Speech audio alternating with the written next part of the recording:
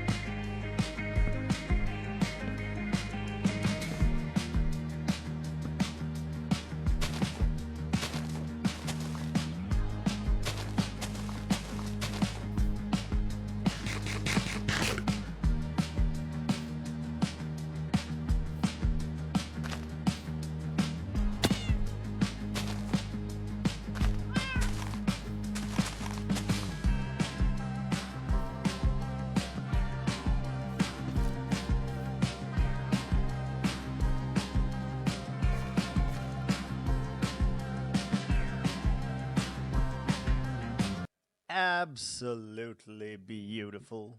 Love it, love it, love it.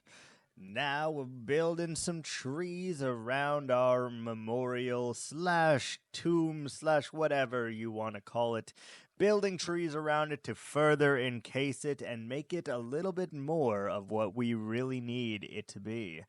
Just keep it going. Building trees is our life here because guess what? We're building a freaking forest.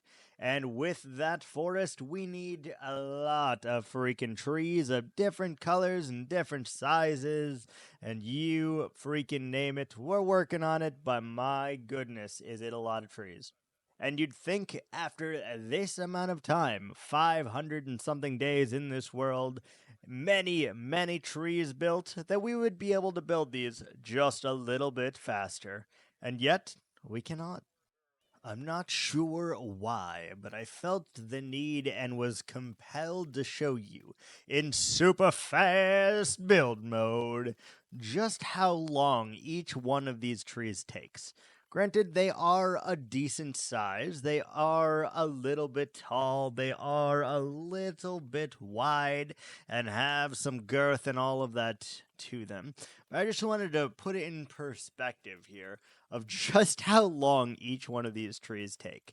Granted, this one was on the quicker side, and we probably were able to achieve it in right about, I don't know, 7 minutes, give or take. But that is still a long time for a single tree. Most of these trees, to be completely honest, take me even longer than that. I would say an average of 10 to 12 minutes per tree. But when you're talking about 2 or 3,000 trees, it becomes a little bit freaking ridiculous, don't you think? I personally think it is a little bit on the crazy side. And I know you just caught that, a sneak peek of a weird skin that I had on there, but I just had no internet due to the storm, so that was interesting. But yeah, just so you guys can appreciate the magnitude of like how long these trees actually take, what goes into them, how many resources, and all of those stuff and things. I just wanted to show you this just so you could appreciate it just a little bit more, so that every time you see a tree here, you know just how much love and effort went into it. Oh, freaking yes. Let's go. Oh, yes. Little bit of building trees, all chopped up for your viewing pleasure, taught to the touch of some smooth lo-fi jazz. Gets me so happy. Love it. I absolutely love it. So what we got going on here, we're building some trees. We're trying our best to get the jungle devoid of the leafy goodness. We need to get rid of the leaves, get rid of the logs, and continue savaging the jungle to the best of our ability. There's trees to chop, there's melons to harvest, vines to disintegrate. So many of them, all sprawled out neatly, tucked into this jungle. And you see just how freaking much of them there really is. I am deciding to keep most of these resources, all of the wood, all of the leaves, all of the sticks, the branches, all of the everything. Just because I know that we're going to need it for our forest. So I'm trying to hold in as much of it as I can while we go down this dark, winding road here. And it takes hours, let me tell you. If I was a smarter person, I probably would just try to light it on fire all in one kit and caboodle and call it a day, and then go and harvest resources in some kind of well-manicured manner, instead of trying to harvest this entire jungle. If I was smarter, that's probably what I would do. But the footage you're looking at clearly says otherwise. I have no idea why I'm really deforesting this entire jungle. I have a couple thoughts, of which I am unsure of which one I will actually hone in on, but I'm sure it will be something cool. I want something back here to really give things a bit of a picturesque feel, right?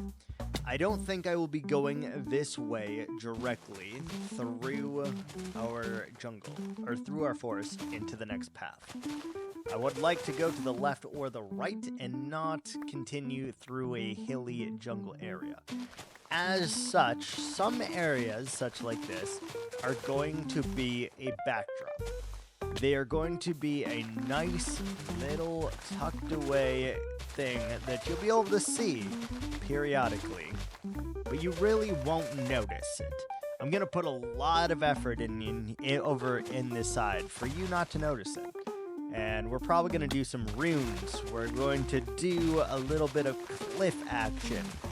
We want big silhouettes in the background, so that while you're walking through the forest, whether it's night or day, you can look beyond, look above, and see the soft silhouette of a ruined castle atop a cliff, perhaps a biome, a large tree. Not really sure. But all I do know is this area over here is purely 100% for the backdrop. I really want something to be epic. The main focus is on the forest itself, the town that we've created among it. There will be no focus over here. You'll see it out of the corner of your eye and you'll be like, wow, that's really cool. But we're never going to come over here, I think. Or if we are, we're going to cap you off at one particular part so that you can't go any further. And that could be interesting, since I want everything to be connected. Be very, very weird, but I want you to be able to explore it without being able to go past it. And I think that's kind of cool. So, not only is it a backdrop, but it is also going to be something that should give everyone a little bit of mysticism as to what actually is over here. And I'm probably never going to show you, just because that's how we roll sometimes, and that's how we do it. So let's keep on going with some more quality time lapses.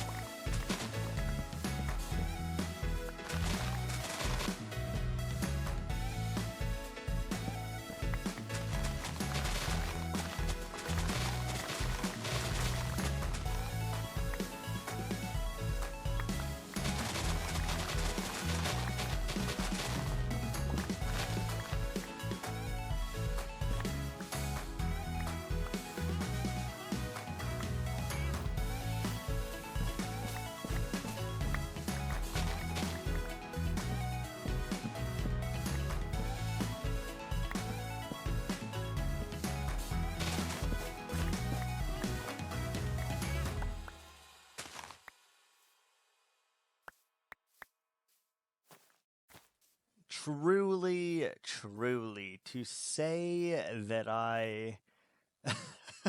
to say that I have put in a lot of effort into clearing this jungle would be an understatement, because this is such a massive undertaking. You don't realize it fully when you start to do things like this. You're like, oh, it's just a jungle. It's not that big. There's not that many bushes. There's not that many logs. There's not that many trees. There's not that much grass and vines. It's not. It's really not that bad. It shouldn't take me more than an hour. Boy, was I wrong, wrong, wrong. Oh my goodness, was I wrong. I realized very, very quickly that this is just a ridiculous undertaking. We've gone through hundreds of shears. I broke both of my hoes that had silk touch, and as my string duplicator no longer works in this version of Minecraft, I am kind of in a place where we really need an XP farm.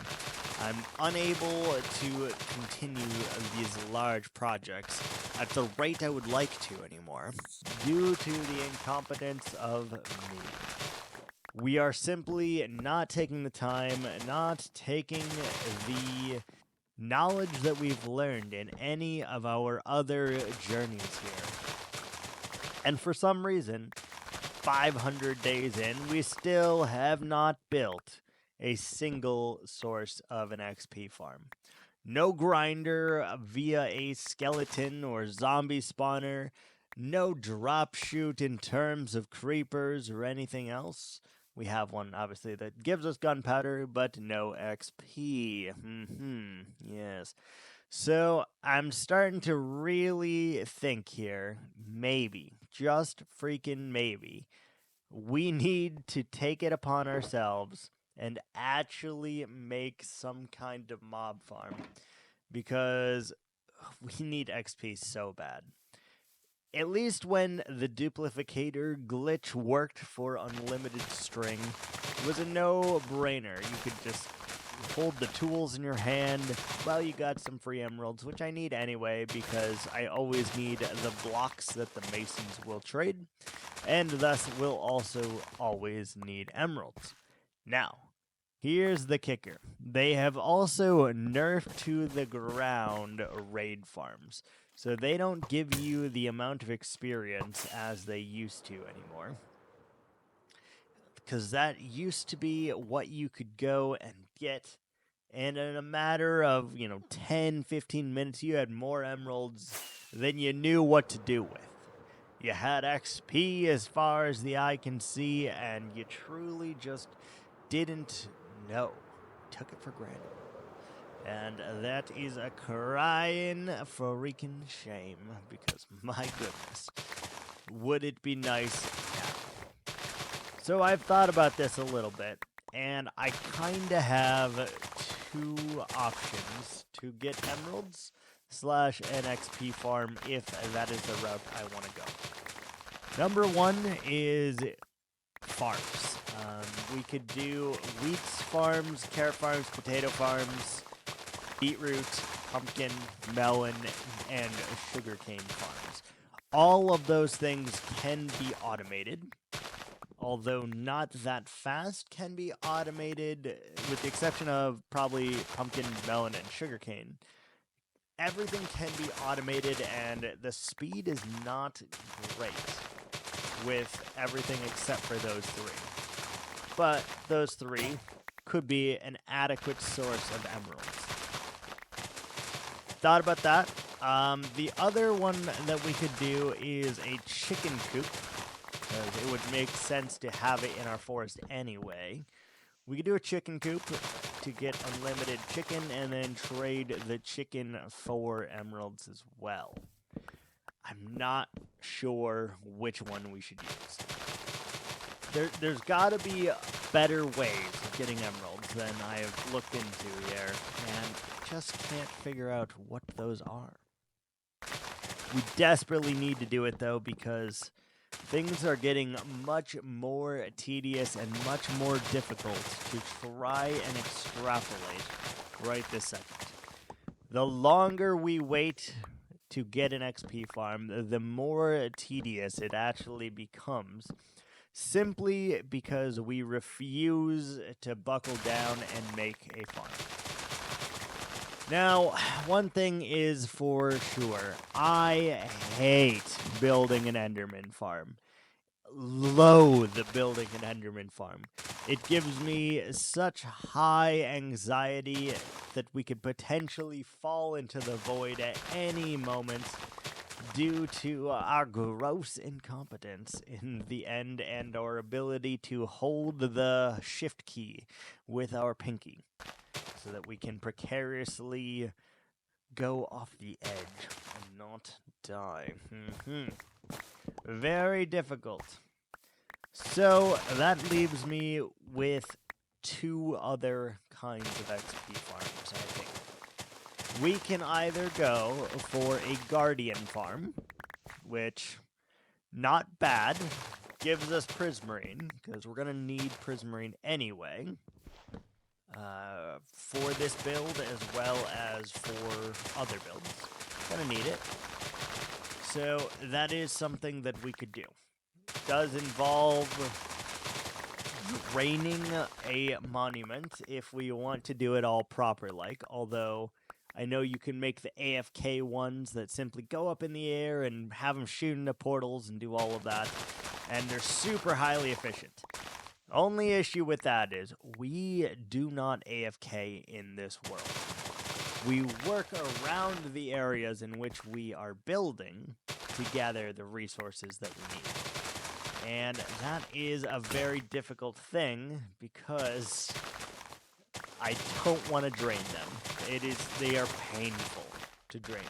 Even with the machines and stuff like that, it's going to take 2 to 3 hours, maybe 4 in total to drain the entirety of it and then get the farm operational so that we can one-shot them, gaining all of the experience while being hit by their thorns. I don't know. Seems like a lot of work for this moment, especially because we do not have the tools necessary to dig out all that sand. We'd have to use the torch placement, and, we could do that. Not terrible. But it's not also ideal, so we'll have to truly sit down and figure that out. The other and final option I think that we most likely will go for is the pigment farm. They're pretty easy to build, don't require a whole lot of setup. The only thing it would require is for us to get onto the roof of the Nether. But easy to build, no real chance of death in building it due to it not being in the void, and if I were to fall off, I simply use my elytra and swoop down. Don't have to worry about panicking, forgetting which way is up, and just spamming rockets in hopes that I can get up and out of the void. Yeah, that doesn't sound good. So you guys will have to let me know which one sounds the most ideal or the most lucrative. We need the gold. I would love to have a piglin bartering system and get a lot of gravel, get a lot of all of the resources that you get from it. I don't even know. I know there's a lot of them. But both of these things are things that I would like to have in this world. So maybe, just maybe, we buckle down and do one of them very soon, so that we have a fighting chance at doing these mega projects here in a way that actually makes sense and does not sound painful to other people. Most people I know, within the first 5 days of their Minecraft world, they have an XP farm. They're like, yes, this is going to be so efficient, this is going to be great, this is going to be wonderful, and then it is, because XP farms are very, very valuable and save a lot of time. For some reason, though, my brain just cannot process it at that rate, and it makes it very difficult, as a result, to continue doing the things that we want to in these series, as well as making it an actual efficient solution, because we were really, truly terrible at that. But like I said, you guys will have to let me know. Anyway, that is gonna friggin' do it for me for today. I know it was a bit of a talky episode, but we did manage to get quite a bit done in the interim, in the between times of the cuts and stuff like that. And I hope you can just appreciate the amount of effort that's going into it. So, thanks so much for watching, guys, and until next time, ciao.